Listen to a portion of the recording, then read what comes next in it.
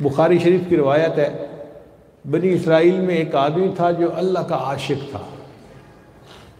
اس نے دیکھا سمندر میں ایک جگہ ایک پہاڑی کی چوٹی نکلی ہوئی ہے، یعنی پہاڑ تھا سمندر کے اندر اور اس کی چوٹی نکلی ہوئی تھی۔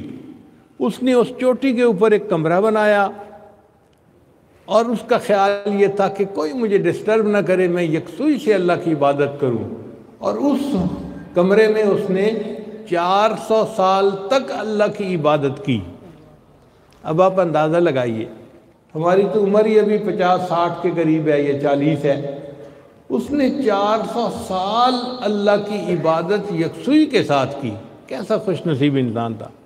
پھر اس نے دعا مانگی کہ یا اللہ، اگر یہ ممکن ہے کہ مجھے نماز کے سجدے میں موت آئے تو مجھے نماز کے سجدے میں موت دے دینا۔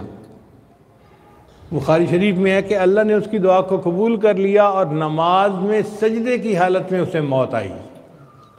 400 سال عبادت کی اور سجدے کی حالت میں اس کو موت آئی۔ اب اس کی روح جب اللہ کے سامنے پیش ہوئی، اللہ نے فرشتوں سے فرمایا اس بندے کو میری رحمت سے جنت دے جاؤ۔ اس نے کہا رب بعملی، اے اللہ نہیں، میرے عملوں کی وجہ سے، میں نے 400 سال آپ کی عبادت کی ہے اور سجدے میں مجھے موت آئی ہے، تو میرے عملوں کی وجہ سے جنت ملے۔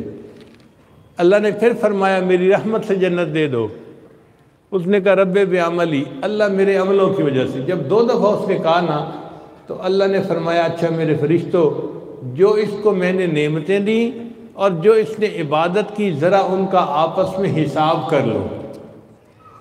اب فرشتوں نے جب حساب کیا تو پوری زندگی کی عبادت صرف آنکھوں کی بینائی کی نعمتوں کا شکر ادا نہ کر سکی۔